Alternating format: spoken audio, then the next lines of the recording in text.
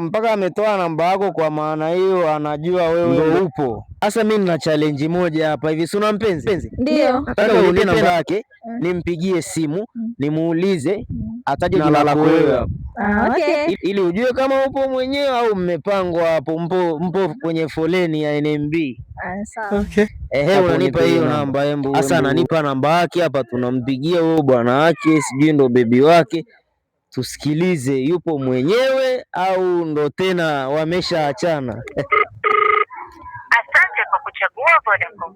Amekata simpigie demo, tumpigie tena. Anaona namba yake nyingine. Tupe namba yake nyingine hapo.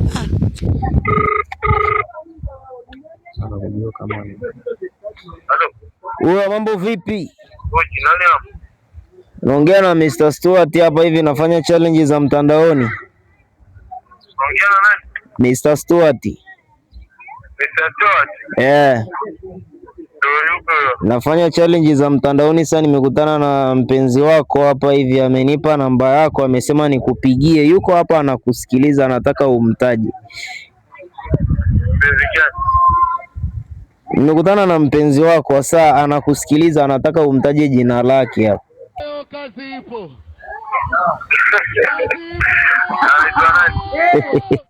Wewe ndo utambie, maana anakusikiliza, anasema umtaje jina lake asikie kama yupo mwenyewe.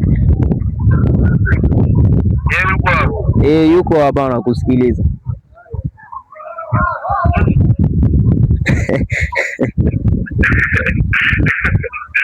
Nani wewe bwana msema? Wewe sana unakusikiliza mkuu hapo, mtaje anakusikiliza na yeye hapa. Mimi ndo maana nimekupigia, ndo kanipa namba yako hapa.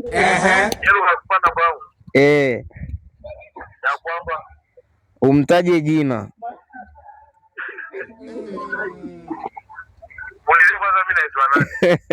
Matu taja jina lake alafu utamsikiliza yeye hapa. Ataje la kwangu alafu mimi nitamtaja. Asa mpaka ametoa namba yako hapa,